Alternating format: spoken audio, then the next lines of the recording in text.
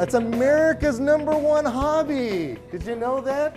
$24 billion is spent on the hobby of gardening by itself. Really exciting. $4.3 billion here in America. And we're kind of hoping that we're going to get it up to about $3.6 billion just out of this store today, okay? I've got ants in my pants, okay? So I move and I walk around a lot, you know, but the best part about what we're gonna talk about today is that the folks from Bonide and Captain Jack's, they have something for those ants, and we're gonna talk about those, okay? Everybody know what IPM means? All right, IPM means Integrated Pest Management. And integrated pest management, and I gotta tell you something, I have had the opportunity to go to every major chemical company in the world. I've seen the biggest, I've seen the largest.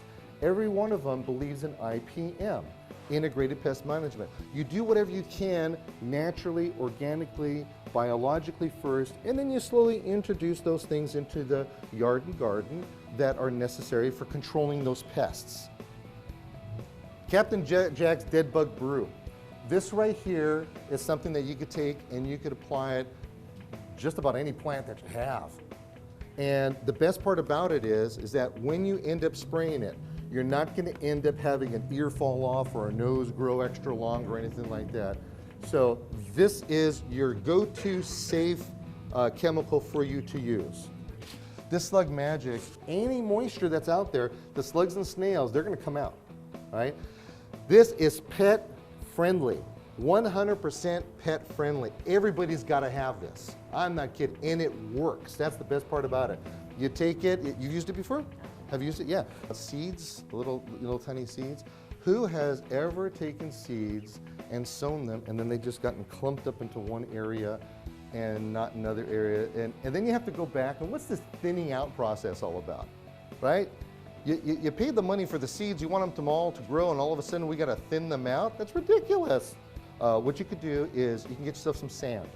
Take some sand, put it in a small cup, drop your seeds in the sand, mix it up real well. Do the cha-cha-cha or whatever you got to do to get those seeds mixed up in the sand.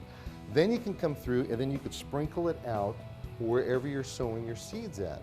And the sand will automatically just separate the particles. Your vegetables, they do not like to be watered from on top. They would rather be watered at the ground level. So if you're doing a drip system or a soaker hose system, that is the way to go, folks. Blossom and rot. You ever see that before?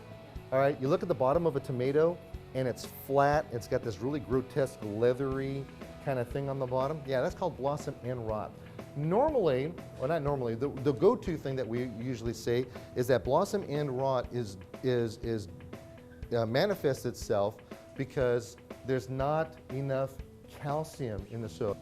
And that's for calcium deficiencies. And you can buy this in a concentrate form too and mix your own so that you can either reuse this bottle or use a sprayer.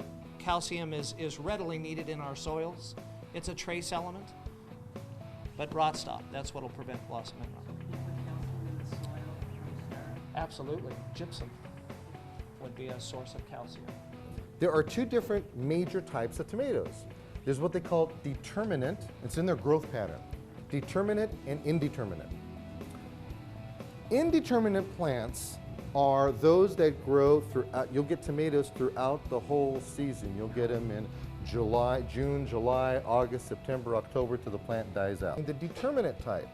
Now, what's the most famous determinate type of tomato? Roma.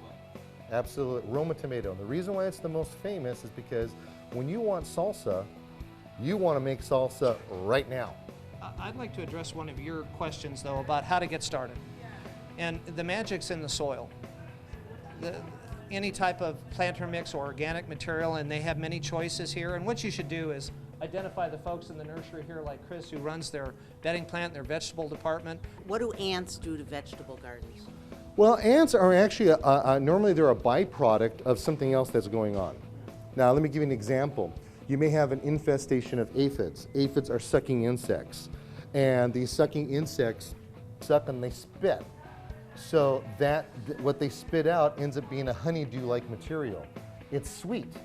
So the ants are going to come up and they're going to start munching down because that stuff's going to start to rot, the honeydew.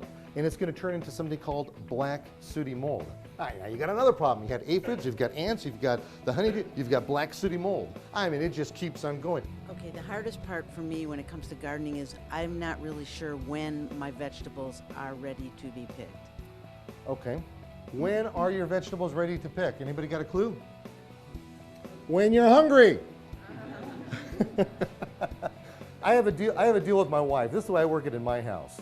I prepare everything, I plant it all, and my wife waters and harvests.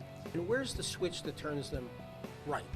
The red, because my tomatoes have been green for a long time, and I'm wondering why don't they turn red? Okay, why don't they turn red? Well, you know what? I always have my wife pick them when they're just a little bit on the green side, and then she'll bring them in, and then they'll ripen up in there. Why we're supposed to water the tomatoes in the morning versus afternoon or evening?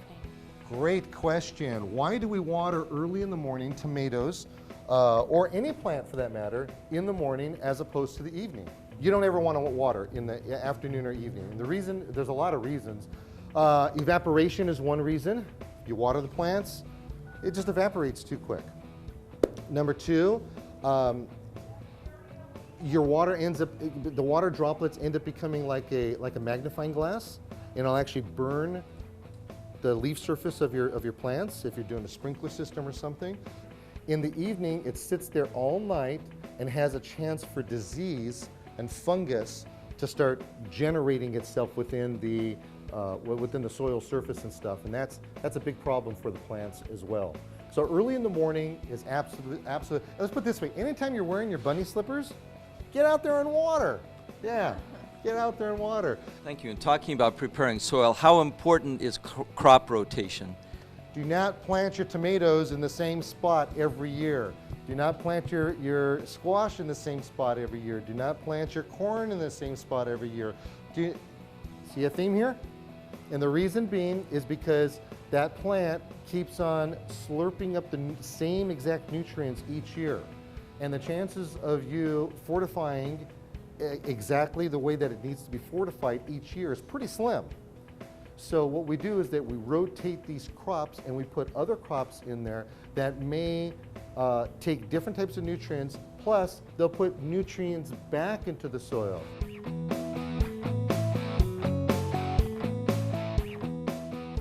As you could tell, I had a great time at that seminar, and we did the seminar here at Green Arrow Nursery. And I gotta tell you, if it wasn't because of this guy right here, it wouldn't have happened. Now, of course, the Bonide company brought us out here, but you, Pete, you guys got a really good seminar area over there. What's up with that? Well, I'll tell you, Nick, it just happened that in the past we used to sell patio furniture here. And as some of the box stores came in and more competition in patio furniture, our sales really declined. And that's where we used to take and keep our back stock. Oh. So I decided that we would take and exit that product mix and turn it into a seminar center. And it worked out just perfect. Like I told you, we have seating for 60, and we get a little bit overflow. So I might have to buy 10 more chairs and take and put them on the outside, but that 70 people is going to be the most we can accommodate. But I was so happy to see everybody show up today for you. You guys with Green Arrow Nursery have such a rich history out here. We do. Yeah, well, what happened is that my grandfather and my father started Green Arrow in 1950. Wow. Now, our first location was near the corner of Van Nuys and Sherman Way. Well, you've got beautiful grounds, you've got a great seminar area. I want to thank you very much for allowing me to come in and invade the privacy over here, and I hope I get to come back someday. Well, we'd love to have you back, and all I can tell you, and you know this for a fact because you were there living it at the time, is the people who attended the garden class, they love you.